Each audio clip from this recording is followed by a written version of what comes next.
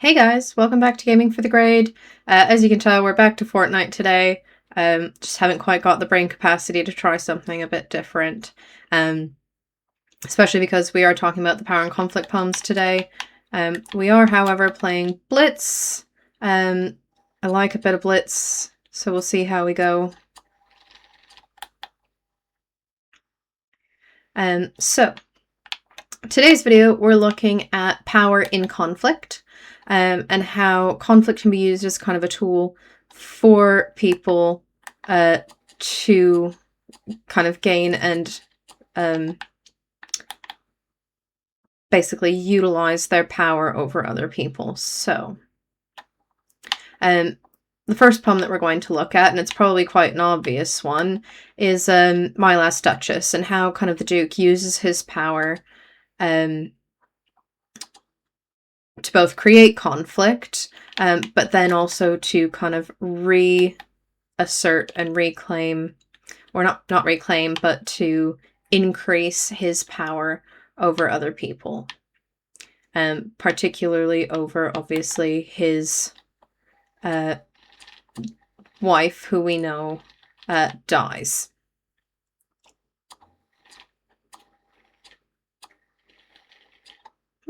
Cool. So the line in particular that I want to look at is when he says that he gave commands. And obviously we know from kind of the context of the poem that the Duke of Ferrara had married Lucrezia de Medici and that she dies under somewhat questionable circumstances. Whoop. And so when we think about there being power in conflict, we certainly can see that he seems to kind of feed off of the conflict that he creates with his wife. He, talks about her being kind of disloyal. He communicates all the problems that he had in his marriage to the guest that he's speaking to in the poem. And it's almost like talking about and kind of expressing to this guest how he tried to put her back in her place, and how he tried to kind of control her. Almost seems like he's bragging about it, because of course that makes him seem more powerful, that he has this control over the women in his life, that he is able to kind of... Could you not? Thank you. That he's able to kind of maintain that power and control over her, and that in doing so, it makes him obviously feel more powerful to kind of participate in that conflict and to create conflict with her, of course.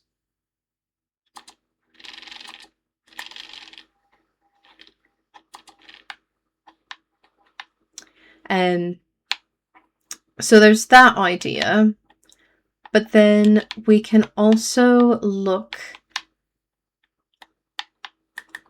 at Storm on the Island as well, and this idea of power being gained through conflict. Obviously, when we look at Storm on the Island, we tend to talk about the Troubles in Ireland, and kind of the nature of that conflict, and Heaney as kind of criticizing or challenging, perhaps, the nature of that conflict as being somewhat futile or somewhat unnecessary.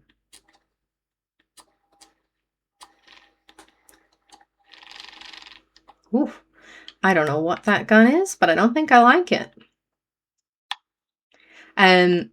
So I was looking particularly at the last line of that poem where he says, "Strange, it's a huge nothing that we fear."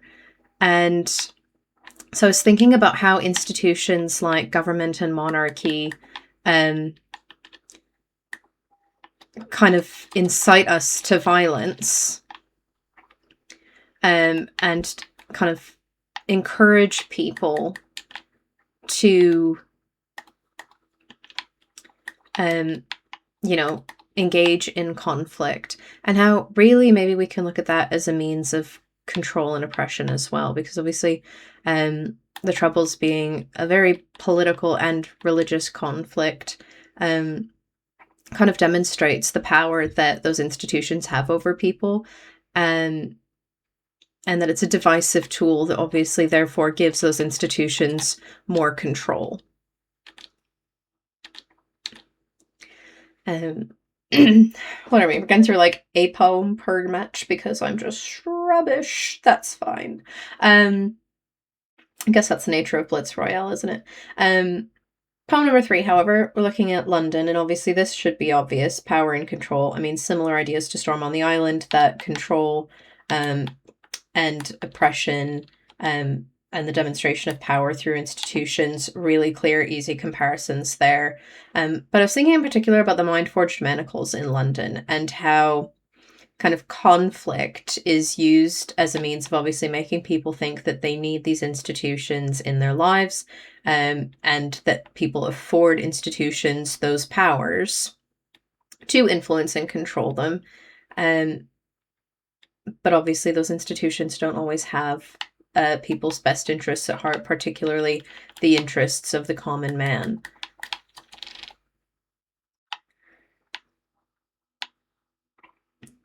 And obviously you can link that to the French Revolution. We know that a lot of the Romantics were big fans of the French Revolution, were very much so inspired by the actions of the French Revolution, and had a real desire to see similar social change take place in the UK. Now, some of the Romantic poets of the day did in fact go and support the French Revolution, while others did not. Instead, they took the opportunity to obviously pass the message on in England and encourage kind of change against the monarchy and institutions in the UK. But I think it certainly shows us this idea that power can be reclaimed by the common man, and that conflict can therefore not only be a tool in which those with power could get more, but also a tool in which those without power can reclaim it for themselves and can stand united together to reclaim that power. And I think London, through that mind-forged manacles idea, really shows how people contribute to their own oppression, and they willfully hand power over to institutions like the church and the state, and the monarchy. And the French Revolution speaks to the fact that we can take that power and that control back. And the 4th poem that I wanted to look at was Kamikaze. I think it's important to look at Kamikaze in this idea of there being power in conflict, not just because it's a demonstration of institutional power, where we see the state having the ability to influence and control people, speaking to the ability to convince people that their nation is worth sacrificing their life for, that during periods of conflict it is a duty and an obligation to give your life for your country. I think that's certainly a demonstration of power. I love the banana. And then I think beyond that, though, we can look at individual power there too. And I say individual power because I think there's a lot of bravery that goes into the father or the grandfather, depending on who's speaking in the poem. There's a lot of power and bravery in the fact that he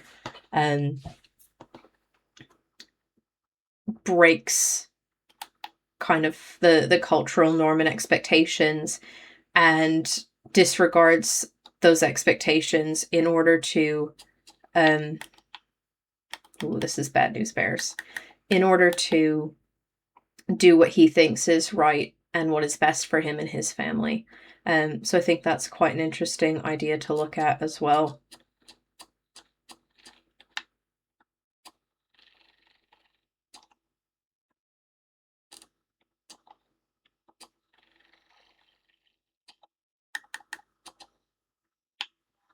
Whoops. We'll do one more, just to look at a couple of big ideas and kind of give you some examples of how you can think critically about these ideas of power and conflict, and how you can kind of compare some different poems. So some of the big ideas that we can explore is firstly the one that power is both a product and a provoker of conflict. The fact that conflict gives power to institutions that control the common man, as I was saying about London, but in the right conditions, the common man can reclaim that power either individually or as a collective. Obviously, we see that in London with this idea that people contribute to their own oppression, but I think also Blake is encouraging people to recognize that and take that power back.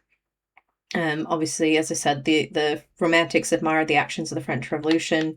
And similarly, we can look at Checking Out Me History, in which Agard speaks to taking back power from that Eurocentric white British education, and using that frustration to almost provoke conflict with readers and with the institutions. Obviously, through the way that his tone kind of comes off almost frustrated and angry. So there's one idea you could explore, and obviously I think you could look at again Kamikaze with that regard as well. Again, that idea of him taking back his individual power.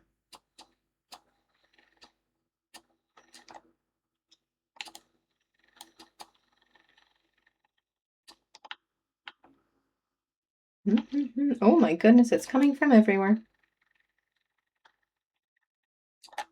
Rubbish! Oof, rough day today. And then I think we could also look at power as a corruptive force that leads to conflict. And, I've talked earlier about men like the Duke of Ferrara, but also look at Ramses II and Ozymandias. They're corrupted by their lust for power, and they breed conflict in their pursuit to not only feel powerful, but also be seen as powerful. For both of them, it's not just about having and exerting control and power over other people. It's also about making sure that as many people as possible know about the power and control that they have. Right? Ozymandias, or Ramses II, isn't satisfied simply with being powerful. He wants everybody to know, and he erects a statue that speaks to the power that he had, and he tells people to look on his works in despair. That is as obvious a sign of a man who wants people to know how powerful he is as anything. And similarly, you've got the Duke of Ferrara sitting there showing off a portrait of his dead wife, talking about how he tried to exert his power and his control over her, and she was an unruly woman, but he can tame a seahorse, like that imagery we get from the statue that Klaus of Innsbruck cast for him. Banana!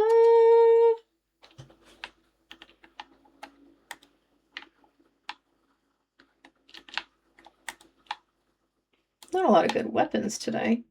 And then finally,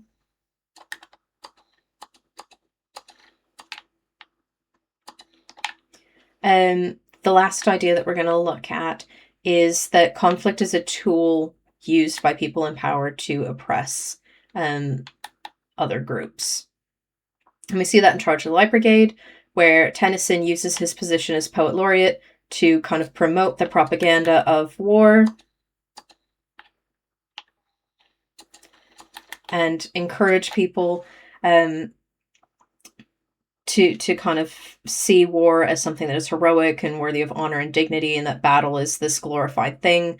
He glamorizes war and perpetuates the idea so that the common man has this romanticized illusion, while obviously the harsh reality only further empowers those already in power, because it gives them that workforce to serve in the battlefield, largely for the benefit of institutions like the monarchy, which again we also see in London with the blood down the palace walls, and how the monarchy kind of throws away these common men for battles that are really quite meaningless to the common man. So that takes us to the end of power being in conflict. If you enjoyed today's video or you found it useful, please like and subscribe. There'll be more content coming, and the more the merrier. For now, that's all I got, folks.